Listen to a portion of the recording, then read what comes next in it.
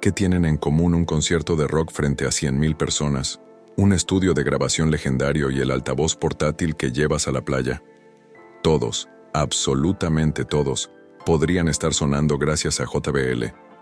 Pero, ¿cómo una pequeña marca estadounidense terminó siendo un titán global, capaz de definir cómo escuchamos música? Hoy descubrirás una historia llena de ambición, innovación y batallas invisibles por el control del sonido.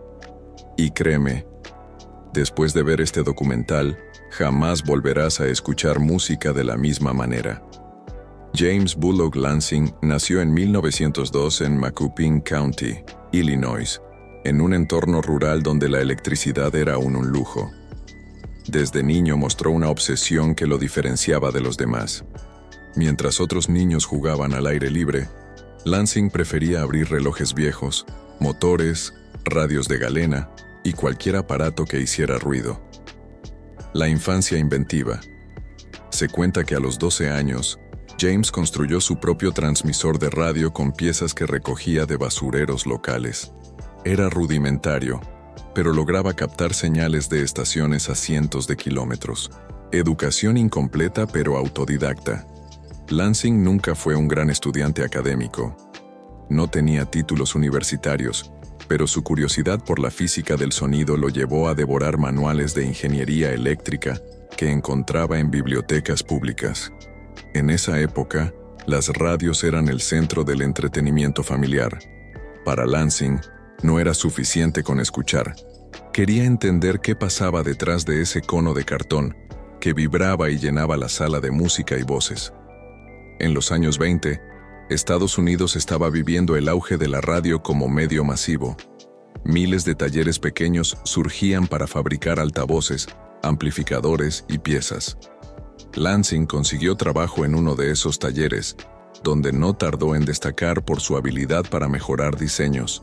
Trabajó como mecánico y técnico. Aprendió a diseñar bobinas de voz y conos más resistentes que los que usaban la mayoría de fabricantes. La obsesión por la distorsión. Lansing odiaba cómo sonaban los altavoces de la época. Débiles, con ruido y poca claridad. Para él, la música debía sonar con la fuerza con la que era interpretada en vivo. Mientras otros ingenieros aceptaban limitaciones, James buscaba el altavoz perfecto, capaz de reproducir frecuencias graves y agudas con potencia y fidelidad. La gran oportunidad llegó con el boom del cine sonoro a finales de los 20. El cine mudo estaba muriendo, y Hollywood necesitaba sistemas de audio que pudieran llenar enormes salas con diálogos y música sincronizada. Lansing se mudó a Los Ángeles, donde fundó junto a Ken Decker una pequeña empresa, Lansing Manufacturing Company, 1927.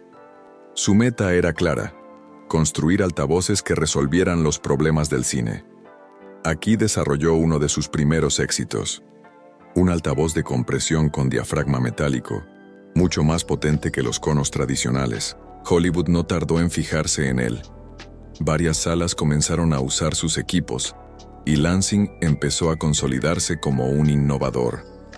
En 1939, tras la muerte de su socio Ken Decker en un accidente aéreo, Lansing quedó devastado. La empresa estaba en problemas financieros, pero su reputación tecnológica lo mantenía vivo en la industria. Ese mismo año, Altec Service Corporation compró Lansing Manufacturing y nació Altec Lansing. James quedó como ingeniero jefe. Altec Lansing se convirtió en uno de los fabricantes de altavoces más importantes para cines y auditorios en los años 30 y 40. Pero aquí también se vio el lado oscuro. Lansing era un genio del sonido, pero un pésimo administrador. No sabía de finanzas ni de marketing. Lo único que le importaba era mejorar el diseño acústico. Durante esta época, Lansing sentó las bases de tecnologías que siguen vigentes en los altavoces actuales. Conos de papel reforzado, ligeros pero resistentes, capaces de vibrar sin romperse a altas potencias. Bobinas de voz de gran diámetro. Permitían manejar más potencia eléctrica sin quemarse. Altavoces de compresión, ideales para proyectar sonido en cines y estadios. Estas innovaciones no eran pequeños ajustes. Eran la diferencia entre que una sala de cine sonara nítida o que el público no entendiera los diálogos. Década de 1920. La gente estaba acostumbrada a gramófonos y radios débiles. Década de 1930. El cine sonoro pedía altavoces capaces de cubrir espacios enormes. Década de 1940. El mundo vivía la Segunda Guerra Mundial, y la industria electrónica avanzaba rápidamente gracias a la demanda militar. Lansing estaba en el centro de esa revolución. Sus altavoces no solo mejoraban el entretenimiento, eran una pieza de la nueva sociedad industrial, tecnológica y cultural que se estaba formando. Así como Edison revolucionó la luz eléctrica, Lansing revolucionó el sonido reproducido. Se cuenta que Lansing llegaba a las salas de cine con herramientas en mano, desarmaba los altavoces en plena proyección y ajustaba tornillos y bobinas hasta que quedaban a su gusto. Mientras RCA y Western Electric dominaban el mercado, Lansing se ganó respeto como el artesano que ofrecía calidad superior, aunque a menudo sacrificando beneficios económicos. La etapa de 1920 a 1940 marcó el nacimiento de un pionero. James B. Lansing no era un empresario calculador, era un soñador que quería que el sonido se sintiera real, vibrante, cercano. Su obsesión, su falta de habilidades comerciales y sus tragedias personales darían forma al mito. Pero lo que nadie puede negar es que en esos años, Lansing sembró la semilla de lo que sería una de las marcas más influyentes en la historia del audio. CBL. A finales de los años 40 y entrando en los 50, el mundo estaba en plena transformación. La Segunda Guerra Mundial había terminado, y con ella llegó un auge económico en Estados Unidos.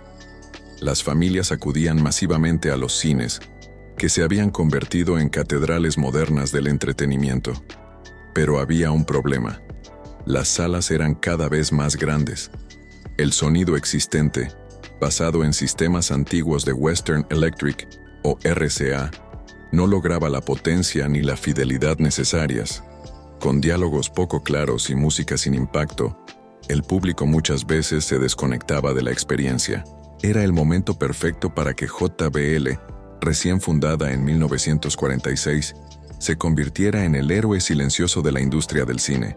Después de salir de Altec Lansing y fundar su propia compañía, James B. Lansing lanzó en 1947 lo que muchos consideran su obra maestra técnica, el altavoz JBL D130. Un diseño radical, un altavoz de 15 pulgadas, con bobina de 4 pulgadas y un diafragma ultraligero de aluminio. Resultado: podía reproducir frecuencias desde los graves hasta los agudos, con una claridad nunca antes vista. Era tan innovador que lo apodaron el altavoz de un solo camino, porque hacía lo que antes requería varios altavoces combinados. El D130 fue el primer producto en darle a JBL un prestigio casi inmediato, no solo en cines, sino también en estudios de grabación y emisoras de radio. La década de los 50 fue una época dorada para el cine. Hollywood apostaba por superproducciones en CinemaScope y VistaVision, formatos que pedían pantallas enormes y sonido expansivo. Los ingenieros de audio descubrieron que los altavoces de JBL podían llenar salas de miles de butacas con un sonido nítido. El sistema JBL C40 Harkness se volvió un estándar en muchas salas de proyección. La Academia de Artes y Ciencias Cinematográficas reconoció oficialmente la contribución de JBL al desarrollo del sonido cinematográfico, un hito que consolidó su reputación mundial. Ejemplo visual narrativo. Imagínate sentado en 1955 en un cine de Los Ángeles viendo Ben-Hur o Los 10 Mandamientos. No era solo la imagen en pantalla la que impresionaba, eran las trompetas, las batallas, los diálogos retumbando con una potencia nunca antes experimentada. Eso era JBL, pero el cine no fue el único terreno conquistado. En los años 50 y 60, la música popular y el jazz vivían un auge explosivo. Grabaciones de artistas como Miles Davis, Frank Sinatra o Ella Fitzgerald necesitaban monitores de estudio con precisión quirúrgica. Los ingenieros de Capitol Records y Columbia empezaron a usar altavoces JBL en sus estudios. El D130 y otros modelos de JBL ofrecían una referencia mucho más fiel que los altavoces de consumo. Esto convirtió a JBL en la oreja técnica de la música moderna. Si sonaba bien en JBL, sonaría bien en cualquier radio o tocadiscos de la época. En paralelo al boom del cine y la música, JBL empezó a exportar sus productos. En países como Japón y Reino Unido, la marca ganó seguidores entre ingenieros obsesionados con la calidad del sonido. En Japón, donde la cultura del audio de alta fidelidad empezaba a tomar fuerza, JBL fue adoptada como un símbolo de prestigio en sistemas hogareños. En Europa, muchas salas de ópera y auditorios experimentaron con altavoces JBL para reforzar conciertos en vivo. Western Electric tenía la ventaja de ser la pionera en cine sonoro, pero sus sistemas eran caros y poco flexibles. Altec Lansing. La antigua compañía de Lansing aún dominaba, pero JBL ofrecía diseños más modernos y eficientes. RCA seguía fuerte en la industria del cine, pero carecía de la innovación disruptiva de JBL. El contraste era claro. Los gigantes eran lentos y burocráticos. JBL era ágil y visionaria. Altavoces coaxiales, que combinaban graves y agudos en un solo dispositivo. Diseños de caja acústica pioneros, más eficientes para aprovechar el espacio en salas y estudios. La serie Paragon 1957 no solo fue un hito de ingeniería, sino también de diseño. Un altavoz estéreo monumental, considerado hoy una pieza de coleccionista. El Paragon era más que un altavoz. Era un mueble de lujo, un objeto aspiracional que mostraba cómo JBL no solo hacía tecnología, sino también arte sonoro. Walt Disney Studios. Varios relatos indican que Disney utilizó altavoces JBL en producciones como Fantasía, reestreno en los 50, para lograr un sonido envolvente. El Paragon en mansiones. Se dice que ejecutivos de Hollywood presumían de tener un Paragon en sus salones, como símbolo de estatus tanto como de calidad sonora. Los músicos y JBL, guitarristas y bajistas, adoptaron los altavoces JBL para amplificadores personalizados, porque resistían la potencia de los nuevos estilos como el rock and roll. Los años 50 y 60 fueron la época en que JBL pasó de ser una pequeña empresa de ingenieros a convertirse en la voz oficial del cine, la música y el entretenimiento moderno. La combinación del legendario D130, la adopción en salas de Hollywood y la fidelidad en estudios de grabación hicieron que JBL se convirtiera en sinónimo de excelencia acústica. Era apenas el comienzo. Pronto llegaría la era de los conciertos masivos, los estadios y el rock, donde JBL demostraría que no solo podía llenar cines, sino también conquistar multitudes. En los años 70, la música cambió para siempre. Ya no eran pequeños clubes de jazz ni salas de teatro elegantes. Era la era del rock de estadios. Woodstock en 1969 había demostrado que el público podía reunirse en masas de cientos de miles para escuchar música. Bandas como Led Zeppelin, The Rolling Stones y Pink Floyd ya no cabían en recintos pequeños. Necesitaban escenarios gigantes y sonido capaz de llegar hasta el último rincón del estadio. El público exigía no solo escuchar, sino sentir la música en la piel, con bajos que estremecieran el pecho y guitarras que atravesaran el aire. Pero había un problema técnico. Los sistemas de sonido de la época no estaban preparados para esa escala. Un estadio no es una sala de cine. El espacio es abierto. El viento distorsiona las frecuencias. Los rebotes acústicos hacen que el sonido llegue tarde a las gradas más alejadas. Los ingenieros de audio necesitaban altavoces potentes, resistentes y con una proyección clara. Las marcas tradicionales no estaban a la altura, pero JBL, con su experiencia en cine y estudios, empezó a experimentar con sistemas de refuerzo sonoro diseñados para conciertos masivos. En los años 70, JBL lanzó varias líneas que se volvieron estándar en conciertos. La serie 43XX, monitores de estudio gigantes, usados en estudios pero también adaptados para escenarios. Los altavoces de compresión JBL 2440 y 375, capaces de proyectar frecuencias medias y agudas con una potencia increíble. subwoofers con conos reforzados, que soportaban el empuje de guitarras distorsionadas y baterías con micrófonos más potentes. Estos sistemas fueron la base para que ingenieros como Bill Hanley, considerado el padre del sonido de conciertos modernos, y empresas de refuerzo como Showco adoptaran JBL en giras internacionales.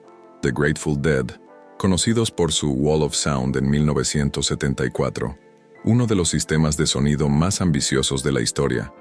Aunque incluyó múltiples marcas, JBL fue una pieza clave en la construcción. Pink Floyd.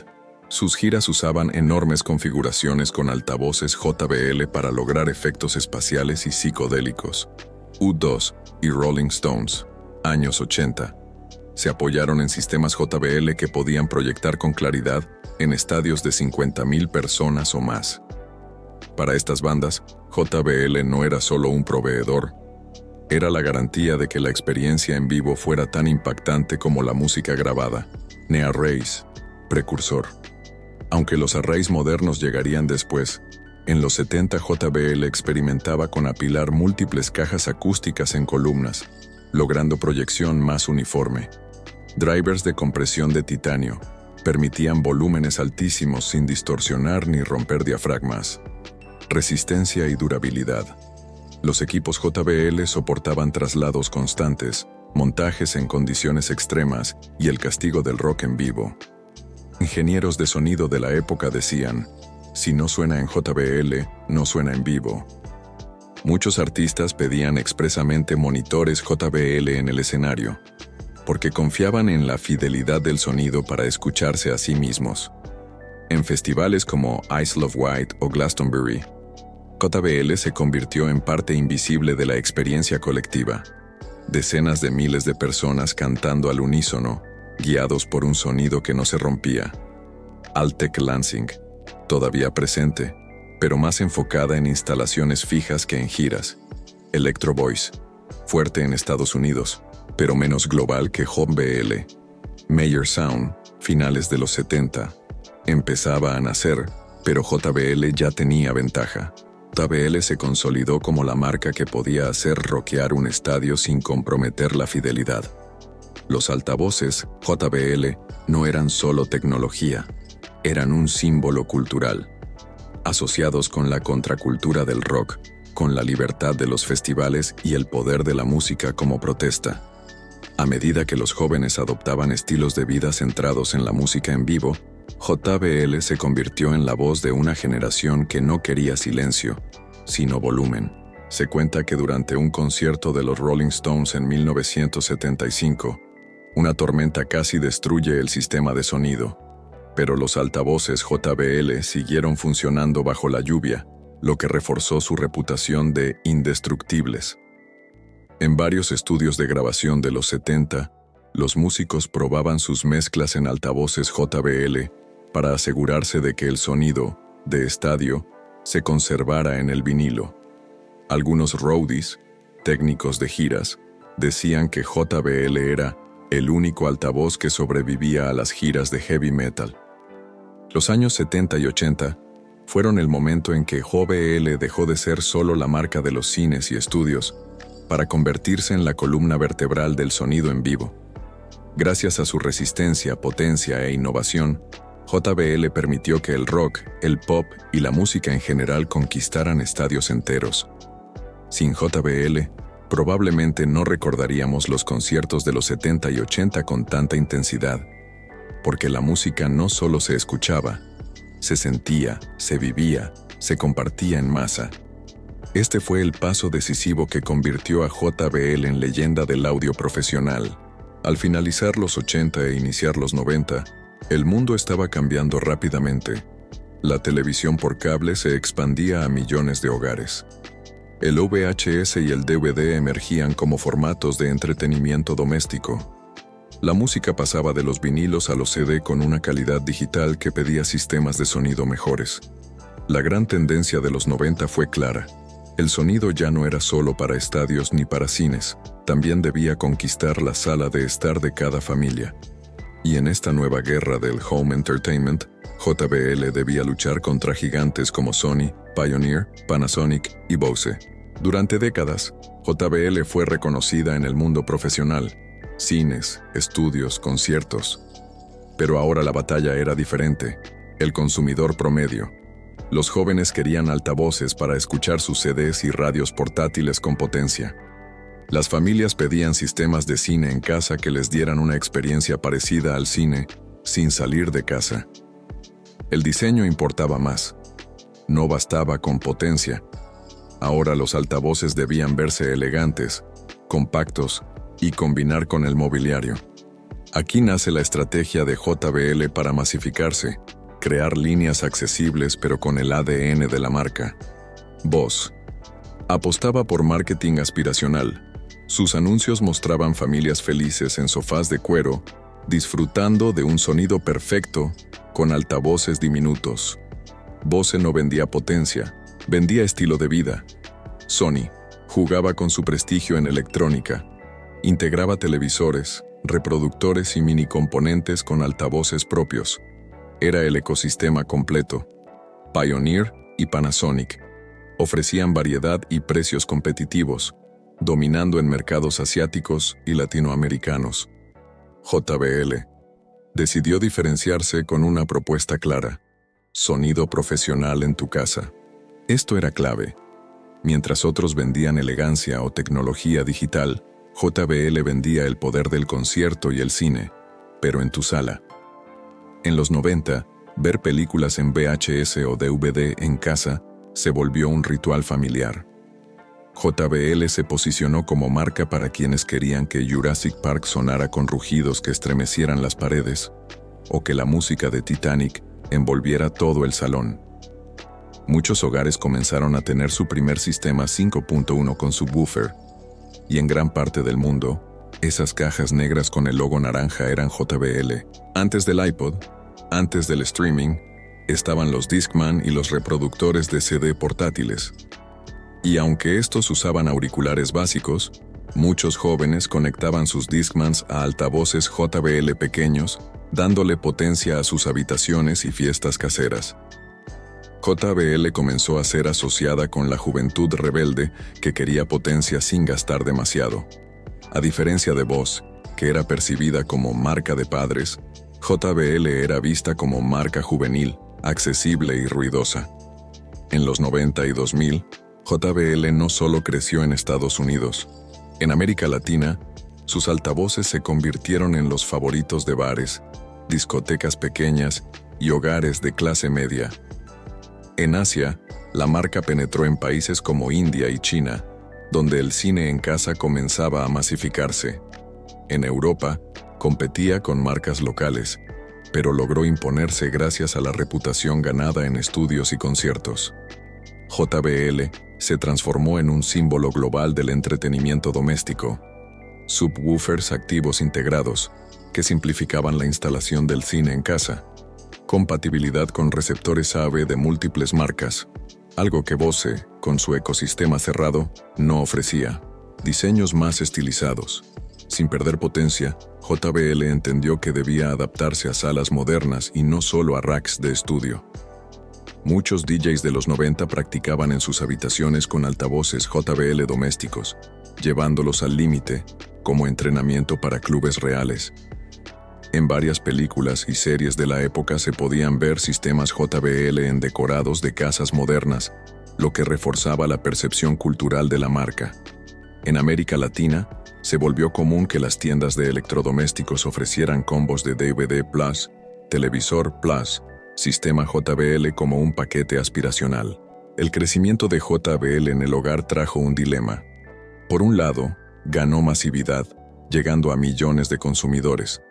Pero algunos puristas temían que JBL perdiera su prestigio profesional al enfocarse demasiado en el mercado doméstico. Esta tensión acompañaría a la marca en las siguientes décadas. Los años 90 y 2000 fueron el periodo en que JBL conquistó nuestros hogares. De ser la marca de los cines y los estadios, pasó a ser la marca de las salas familiares, de las fiestas juveniles, de los primeros cines en casa. Fue una época de expansión masiva, de batalla con gigantes como Sony y Bose, y de consolidación como marca global de audio confiable y potente. Pero lo mejor estaba por venir. En la década siguiente, con la llegada de los smartphones y la era digital, JBL se reinventaría otra vez, ahora como la marca que definió el sonido portátil del siglo XXI. A finales de los 2000 y principios de 2010, el mundo vivió una revolución tecnológica. El iPhone 2007 cambió para siempre cómo escuchábamos música. El streaming con Spotify, Deezer y Apple Music sustituyó a los CDs. Los jóvenes querían llevar su música a todas partes, al parque, a la playa, al cuarto, al gimnasio. Esto significaba que ya no bastaba con tener un home theater en el salón. La música debía ser portátil, inalámbrica y resistente. JBL, bajo la propiedad de Harman International, comprada por Samsung en 2017, entendió esta transición mejor que casi cualquier otra marca de audio. JBL lanzó una línea de productos que definió la cultura musical de toda una generación. JBL Flip 2012. Cilíndrica, compacta, batería recargable. Sonido sorprendentemente fuerte para su tamaño. Se convirtió en sinónimo de bocina Bluetooth. JBL Charge, más grande que la Flip, con batería capaz de cargar teléfonos. Era altavoz y powerbank al mismo tiempo. JBL Boombox y Partybox, altavoces gigantes para fiestas, con bajos profundos y luces integradas. Literalmente reemplazaron a los equipos de sonido clásicos en reuniones y celebraciones. La clave fue que JBL no inventó la bocina Bluetooth, pero sí la hizo aspiracional y masiva. JBL entendió que no bastaba con potencia. Debía ofrecer productos con personalidad visual. Colores vibrantes, naranja, azul, rojo, camuflaje. Materiales resistentes, goma, tela impermeable. Certificaciones IPX7 contra agua. Podían sumergirse en piscinas o usarse bajo lluvia sin problema. Esto convirtió a JBL en la marca de la playa, la piscina, los picnics y las fiestas universitarias. En paralelo a los altavoces, JBL entró en la batalla de los auriculares, donde Beats, propiedad de Dr. Dre, luego Apple, dominaba el mercado juvenil. JBL respondió con auriculares inalámbricos más accesibles, con graves potentes y conexión Bluetooth estable. Series como JBL Tune, Live y Endurance se volvieron populares entre deportistas y estudiantes. A diferencia de Beats, que apostaba por la moda y el marketing de celebridades, JBL jugó a ser el balance perfecto entre precio y potencia real de sonido. JBL no solo vendía altavoces, vendía experiencias compartidas. Patrocinios en festivales de música electrónica y reggaetón. Presencia en videoclips de artistas urbanos, desde reggaetón en Latinoamérica hasta hip hop en EU. Campañas en TikTok e Instagram con el lema de "Lleva tu música a todas partes". JBL dejó de ser percibida como marca técnica y se volvió un símbolo de estilo de vida juvenil. La estrategia de JBL fue clara: hacer del logo naranja un estándar universal. En Estados Unidos y Europa, dominó el mercado juvenil. En América Latina, desplazó a marcas chinas genéricas al ofrecer mejor calidad con precios accesibles. En Asia, especialmente en India, se convirtió en líder absoluto de altavoces portátiles. Hoy basta con ver cualquier playa, reunión o fiesta. Alguien siempre tiene un altavoz JBL. Muchos festivales underground en Latinoamérica empezaron con DJs conectados a un simple JBL Partybox como sistema de sonido. Videos virales de JBL cayendo desde balcones o sumergiéndose en piscinas reforzaron su reputación de indestructible. En TikTok, miles de jóvenes presumen su colección de bocinas JBL en diferentes colores, como si fueran accesorios de moda. Beats, Apple, se mantiene fuerte en auriculares, pero perdió relevancia en altavoces portátiles. Sony resurgió con sus altavoces extra bass, pero sin lograr la masividad cultural de JBL. Marcas chinas, Anker, Xiaomi, ofrecen opciones baratas, pero no logran el mismo prestigio. JBL se posiciona como la marca cool del audio portátil, accesible pero aspiracional. El salto digital transformó a JBL en la voz de una nueva generación. De los estadios y los cines, la marca pasó a las mochilas, las playas y los dormitorios estudiantiles. Hoy, millones de jóvenes no hablan de bocinas Bluetooth, hablan de una JBL. Ese nivel de reconocimiento es el sueño de cualquier marca, convertirse en sinónimo de toda una categoría. Y aunque la tecnología seguirá evolucionando, lo que JBL logró en la era digital es único: democratizar el poder del sonido, hacerlo portátil y convertirlo en un estilo de vida compartido. Desde un pequeño taller improvisado en California en los años 20 hasta las fiestas en la playa del siglo XXI, JBL no ha sido solo una marca de altavoces, ha sido un puente entre el ingenio individual de James B. Lansing y las emociones colectivas de millones de personas. Un puente entre el rugido del cine clásico y los himnos inmortales del rock en estadios. Un puente entre los hogares familiares de los 90 y las mochilas juveniles repletas de bocinas portátiles. La historia de JBL es, en realidad, la historia de cómo el sonido puede definir culturas, unir generaciones y darle identidad a una época. Cuando el rugido de un dinosaurio en el cine estremeció tu pecho, ahí estaba JBL. Cuando una multitud cantó al unísono en un estadio de rock, ahí estaba JBL. Cuando tu primera fiesta universitaria tuvo un altavoz que nunca se apagó, ahí estaba JBL. Cuando compartiste una canción en la playa que se convirtió en el himno de tu verano, ahí estaba JBL. Sin que lo supieras, JBL fue la banda sonora silenciosa de momentos inolvidables de tu vida. Ahora es tu turno. ¿Qué recuerdo tienes con JBL? ¿Fue el rugido de tu primera película, el altavoz que encendió tu fiesta, o la bocina que llevaste a todas partes? Déjalo en los comentarios y comparte esta historia con quienes, al igual que tú, han sentido en su piel el poder del sonido. Y si quieres seguir descubriendo cómo marcas legendarias cambiaron el mundo en silencio, suscríbete, porque aquí seguimos escribiendo las crónicas épicas de las marcas que se convirtieron en parte de nuestras vidas.